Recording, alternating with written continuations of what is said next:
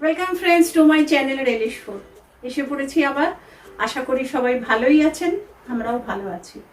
আজকে আমার রেসিপি রোজকার মাছের ঝোল থেকে একটু সরে এসে একটু অন্যরকম টেস্ট, সেটা হচ্ছে কাতলা মাছের পোস্ত কাসুন্দি। তাহলে চলুন দেখি কাতলা মাছের পোস্ত কাসুন্দি কিভাবে বানাই।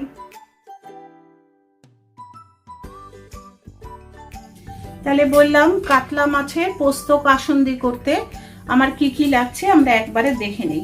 কাতলা মাছ, এখানে কাঁচা লঙ্কা বাটা, পোস্ত বাটা, পেঁয়াজ বাটা, একটা বড় পেঁয়াজ বাটা, 2 চামচ পোস্ত বাটা, টমেটো স্লাইস করে রাখা, নুন, কাঁচা লঙ্কা চেরা।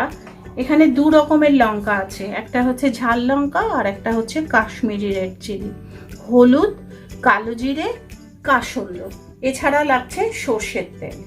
ব্যাস, তাহলে চলি আমরা দেখি।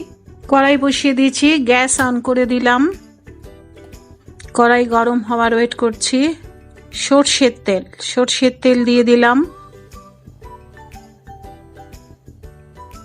প্রথমে দেব টমেটোগুলো দিয়ে একটু নেড়ে চেড়ে তুলে রাখবো।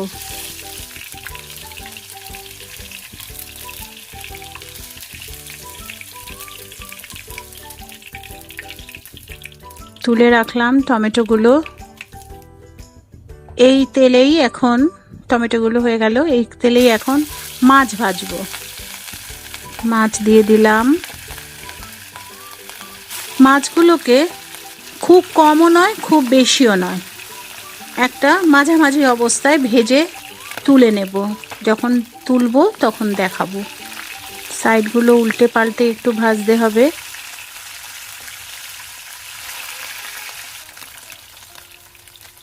ঠিক এরকম কন্ডিশন, একদম কটকটা লালও নয় একদম কমও নয়, এরকম কন্ডিশনে মাছগুলো ভেজে নিলাম।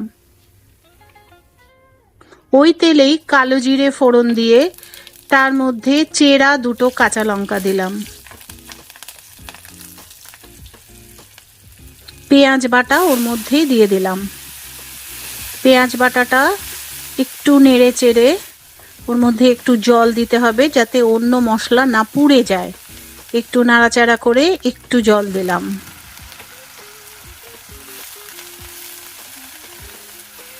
ওর মধ্যে কাঁচা লঙ্কা বাটা দিলাম, পোস্ত বাটা দিলাম।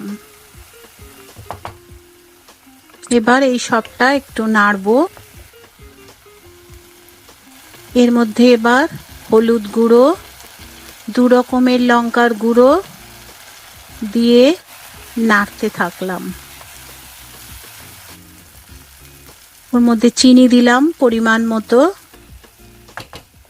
এর মধ্যে স্বাদের জন্য এখন নুন দিলাম। মাছের ঝোলটায় যে টেস্ট হবে, এবার এটা নাড়তে থাকতে হবে। পোস্তর বাটি ধোয়া জল দিলাম একটু। ঝোলটা ফুটলে মাছগুলো দিলাম।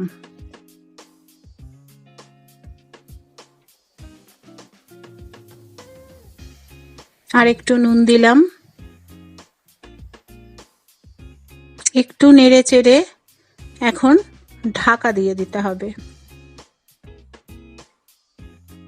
5-7 মিনিট পর ঢাকাটা খুলে টমেটো ভেজে রেখেছিলাম ওগুলো দিয়ে দিলাম। কাঁচা লঙ্কা চেরা দিয়ে দিলাম। এই টমেটোগুলো ভাতের সাথে মেখে খেতে ভালো লাগে। এখন কাসুন্দি দিলাম, টিস্পুনের 2 স্পুন, 2 থেকে একটু বেশি কাসুন্দি দিয়ে একটু নেড়ে দিলাম। ওই চামচটা দিয়েই কাঁচা সর্ষের তেল উপর দিয়ে ছড়িয়ে দিলাম। তারপরে মাছগুলো একটু উল্টো সাইড করে দেব। তেলটা ছড়িয়ে দেওয়ার পর যে সাইডে ছিল তার থেকে অন্য সাইডে করে দিলাম। সেই অবস্থায় স্ট্যান্ডিং কন্ডিশনে রান্না তো কমপ্লিট, ঢেকে রেখে দেব। রান্না তো কমপ্লিট হয়ে গেছিল, দেখিয়েছি। এখন এটাকে একটু সার্ভ করে দেখিয়ে দেবো। তাহলে আমার কাতলা মাছের পোস্ত কাসুন্দি তৈরি হয়ে গেল। অপূর্ব স্বাদ হবে। রোজ মাছের যে খাওয়া সেটাও একটা টেস্ট চেঞ্জ হবে।